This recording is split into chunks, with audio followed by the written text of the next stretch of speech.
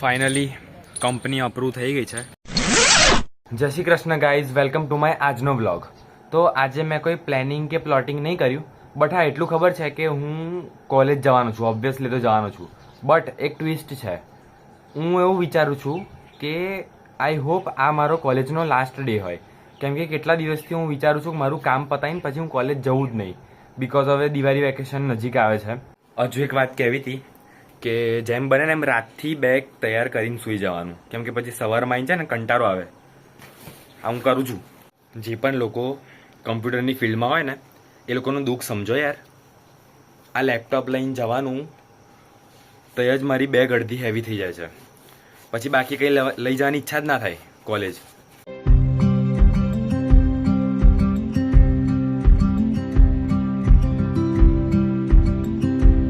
આ પ્રોજેક્ટનો રિપોર્ટની પ્રિન્ટ કાઢી લીધી છે. હવે જોઈએ સર એક્સેપ્ટ કરે છે કે નહીં.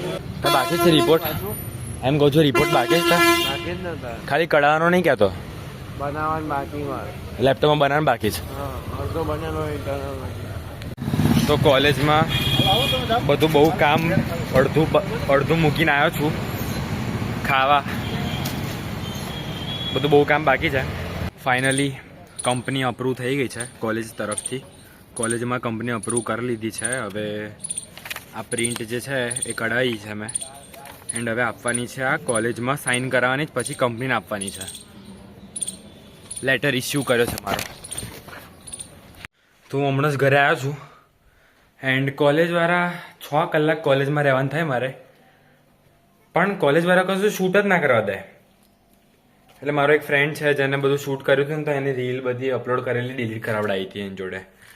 એટલે હવે હું અપલોડ જ નહીં, એટલે હું શૂટ જ નહીં કરતો કોલેજમાં જઉં ને એટલે. તો મારો વ્લોગિંગ કરવાનો 6 કલાકનો ટાઈમ જતો રહે. મન છે ને અમુક વાર એવું ફીલ થાય કે કશુંક ને કશુંક કામ તો કરતું જ રહેવું જોઈએ કોઈ દિવસ. એટલે આપણા માઇન્ડને ફ્રી નહીં રાખવાનું. કામ કરવું એનો મતલબ એવું નહીં કહેતો કે આપણે આપણું શરીર ચલાવતું રહેવાનું. હું દિમાગની વાત કરું છું કે કોઈ દિવસ આપણું દિમાગ આમ ખાલી ના બેસી રહેવું જોઈએ. એનું રીઝન છે કે એટલે હું એવું ફીલ કરું કે અગર જો એકલા તમે બેસી રહેશો ને તો તમારા દિમાગમાં કાં તો બહુ જ સારા થોટ્સ આવશે, કાં તો બહુ જ ખરાબ થોટ્સ આવશે. ઇન શોર્ટ તમે લોકો ઓવરથિંક કરવા લાગશો, જે આપણે કરવાનું નથી, કેમ કે તો પછી આપણે પ્રેઝન્ટમાં નહીં જીવી શકીએ. મારો વ્લોગ બનાવવાનો મેઇન એમ જ એ છે કે હું પ્રેઝન્ટમાં જીવી શકું, નહીં તો હું છે ને ઓવરથિંક કર્યા કરું. ફોર એક્ઝામ્પલ, અત્યારે મારા ઘરે કોઈ જ નથી, ઘરમાં કોઈ જ નથી, તો અગર અત્યારે હું વ્લોગ ના ઉતારતો હોત તો હું બેઠો બેઠો સૂઈ વિચારતો હોત. એકચ્યુઅલી એકલું રહેવું બહુ ખરાબ વાત નથી. ફ્રેન્ડ્સ ના હોય બરાબર છે, મારા પણ ફ્રેન્ડ્સ બહુ ઓછા છે, બટ એનો મતલબ એવું નહીં કે તમે બેઠા બેઠા ઓવરથિંક કર્યા કરશો, કેમ કે પછી એમાંથી બહાર આવવું બહુ ટફ હોય. તો હું છેલ્લે આ વાતને એવું કન્ક્લુડ કરીશ કે અગર તમે બહુ જ ઓવરથિંક કરતા હો તો કંઈક કામ શોધો અને લાગી જાઓ એને પાછળ. એન્ડ કંઈ કામ ના હોય અને તમે બહુ આમ ડિપ્રેસ્ડ ફીલ કરતા હોય કે ઓવરથિંક બહુ કરતા હોય, તો લાસ્ટ ઓપ્શન એ છે તમારી જોડે કે બધી વસ્તુ સાઈડમાં જવા દો એન્ડ મસ્ત જગ્યા પકડીને સૂઈ જાઓ. કેમ કે હું પણ એવું કરું, કેટલી વાર કરું. મારે જો બહુ કામ ના હોય તો આવી રીતે બડબડ કરું, કાં તો હું સૂઈ જાઉં. તમે લોકો એવું વિચારતા હશો કે એકદમથી કેમ આ ભાઈ જ્ઞાન આપવા માંડ્યો છે, બટ એકચ્યુઅલી ઘરે એકલો છું, કશું કરવા માટે છે નહીં, એટલે હું તમારી સાથે વાત કરું છું. અને હવે હું થોડી વાર સૂવાનું વિચારું છું, તો ઉઠીને મળીએ. હમણાં હું સૂવાની તૈયારી જ કરતો હતો એન્ડ એકદમથી મને યાદ આવ્યું કે મેં એવું કંઈક સાંભળ્યું છે કે જે લોકો બપોરમાં સૂઈ જાય ને એ લોકો બહુ ઓછું જીવે. ખબર નહીં કેમ આવું બોલે. એટલે આ વાતથી હું એવું તો નહીં કરવાનું કે નહીં સૂઈ જાઉં, સૂઈ જ જવાનું ઓબ્વિયસલી. એટલે ફટાફટ સૂઈ જઈએ. ભાઈ ઉઠી ગયો છું હમણાં જ, બટ મને ખબર જ ના પડી કે ક્યારે હું ડિનરના ટાઈમે ઉઠ્યો છે. 8 વાગવા આવ્યા ને હું હમણાં જ ઉઠ્યો છે. હવે જો નીચે જાઉં કે શું હાલ છે જોઈએ. પણ મને એવું ફીલ થયું કે બપોરની જે ઊંઘ હોય ને બહુ મીઠી હોય. મને તો બહુ મજા આવે બપોરની ઊંઘમાં. રાતે જેટલી ના મજા આવે ને એટલી બપોરમાં મજા આવે. શું જોવું? કઈ શું જોવું? પણ પેન્ટ. બસ કરો આવા ધતિંગો જ કરો આપણે. હા ભાઈ, તું તો સ્કૂલમાં હતી ને આજે? મેં પૂછ્યું? એટલે બોલ મસ્તી કરું છું. બનાયા બધા ઓર્ડર્સ બનાયા? 700 ઓર્ડર બનાયા મેં ખાલી બનાયા. એવું મને એવું હતું કે કોઈ હેલ્પ કરશે મેં એકલી બનાવ્યા 700 ઓર્ડર લેડો ભાઈ કાલથી ધંધે બેસી જાઓ શોર્ટ મજા આવી ને તને હા મજા પછી હું બોલિંગ બી ગઈ અને મેકડીમાં બી ખાધું બોલિંગ કરવા ગઈ હા મેકડીમ ખાધું હા મેકડીમ ખાધું એનો વાંધો નહીં કેમ કે એ તો હું જઉં છું બોલિંગ કરવાનું તે મને કહ્યું નહીં અરે મને બી નથી ખબર અમે ત્યાં જ ડિસાઈડ કર્યું આમ તો literally- અચ્છા એટલે તું ફ્રેન્ડ્સ જોડ ગઈ હતી તારા હા અમે તો રોક્સોલ જવાના હતા પછી ત્યાં ડિસાઈડ કર્યું કે અમે જઈશું બોલ બરાબર તો આપણે ક્યારે જવાનું બોલિંગ કરવા હા દિવાળી છે ને જઈશું દિવાળી 18-20 તારીખે દિવાળી છે દિવાળીના દિવસે જઈશું ને ના હા જવાય આપણે ફ્રી જ છીએ ફ્રી છે મોસ્ટ પ્રોબેબલી હું ફ્રી નહીં હું બહુ બિઝી માણસ છું જોઉં છું ને તું આમાં ફ્રી જ બેસી રહેતો આજે હું જ્યારે સૂઈ ગયો ને એને પહેલાં હું ફ્રી જ બેઠો મેં જે લમણા લીધા છે ને આ લોકો જોડ એ તો જોજે ખાલી બ્લોગમાં આ લોકોને કંટાળો આવ્યો હશે પણ એકચ્યુઅલી આ લોકો અહીં સુધી પહોંચ્યા હશે આ પોઈન્ટ સુધી પહોંચ્યા હશે ડિપેન્ડ્સ કે કોણ જુએ છે બરાબર જોવા પેરેન્ટ્સ કેટલા નકામા હતા ત્યાં નકામા હતા એટલી ભીડ કરતા હતા એ લોકો તો પેરેન્ટ્સ તો કસ્ટમર હતા એમની તો ભીડ હોય અરે એની વાત નહીં તો you should have sum manners bro oh my God manners હા એટલે કેવા મેનર્સ અરે અહીં સ્ટોલ હતો સ્ટોલ નો ડોર હતો અમારો હા. ત્યાં ડોર ની અંદર આવી જતા હતા 100 લોકોએ તો ઓર્ડર્સ કેન્સલ કર્યા હતા રિફંડ ના મળે અમારે અહીં રિફંડની પોલિસી નહીં એવું કહી દેવાનું એટલે તું એવું કહેવા માંગુ છું કે સર સારું કામ કર્યું પ્રોફિટનું નહીં વિચાર્યું આઈ મીન ગ્રીડી નહીં થાય નહીં થાય અને એમને ગ્રીડી નહીં થાય તો એમને બિઝનેસ કેમનું ખોલ્યું I mean for experience experience તમારા એક્સપિરિયન્સ માટે કામ કર્યું એમને જય હિન્દ સર સોરી આ લોકો ગાઈઝ 30,000 આમ ઉડાડે છે આમ ટોટલ બિઝનેસ તો 1 લાખ 1 લાખ 1,56,000 થોડું ઓકાતમાં બોલો એકચ્યુઅલી 1,54,56,000 માં આજે શું શું થયું ખબર તને શું થયું?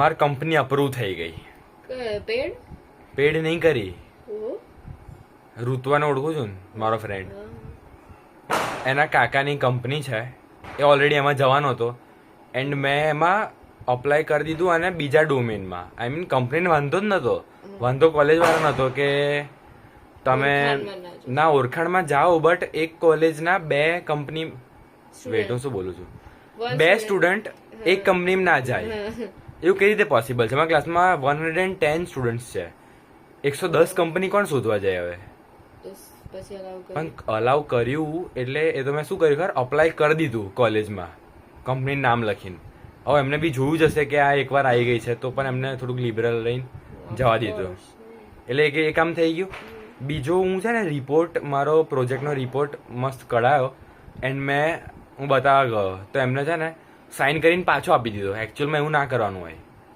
એમની જોડે જ રાખવાનું હોય સ્ટેમ્પ કરવાનું હોય યુનિવર્સિટીનો પછી આપવાનું હોય એમને કીધું હું જ્યાં સ્ટેમ્પ કહીશ ત્યાં બોલાવીશ મેં કીધું સર હું કાલથી આવું ના આવું કોને ખબર રહે ના રહે એટલે પછી છે ને ના રહેવાનો તો છું પણ કોલેજમાં જવું ના જવું એવું એટલે પછી છે ને મેં છેલ્લે સરને કીધું સર રાખો ને તમે તો એમને કીધું અહીં જગ્યા નહીં મૂકવાની તમે તો તોય છેલ્લે એમને ટેબલ પર મૂકીને આવતો રહ્યો હવે ખોઈ ના નાખે જ સારું અને ત્રીજી વસ્તુ કે મેં જે જર્નલ 2-3 દિવસ પહેલા ચેક કરવા આપી હતી ને એ ચેકથી આવી ગઈ એટલે એના મને 5 માર્ક કે 10 માર્ક જેટલા મળવાના છે ને એટલા મળી ગયા હવે વાત રહી પ્રોજેક્ટની મારા પીસી પર એ ક્લાસ વાળો કોઈ બેસી ગયો હતો એટલે હું બી ડિવિઝનમાં છું તો હવે એને પતતો જ નતો પ્રોજેક્ટ તો હું કેમ ન કરું હવે તો મેં મારું થોડુંક કરું થોડુંક બાકી થોડાક માટે મારે કાલ જવાનું પાછું કોલેજ મમ્મી ઓલરેડી અમારા માટે રગડા પેટીસ બનાવીને ગયા છે એક ટાઈમ હતો ગાઈઝ જ્યારે અમે લોકો પણ આવા જ ફટાકડા ફોડતા હતા આ જ જગ્યા પર હવે ઈચ્છા નથી ખબર નહીં કેમ હવે ખાલી જોવાનું મન થાય ઠંડી ચાલુ તો થઈ ગઈ છે એટલે એટલું બધું ઠંડુ નહીં લાગતું સારું લાગે પણ આમ થોડા દિવસ પછી બહુ ઠંડી લાગશે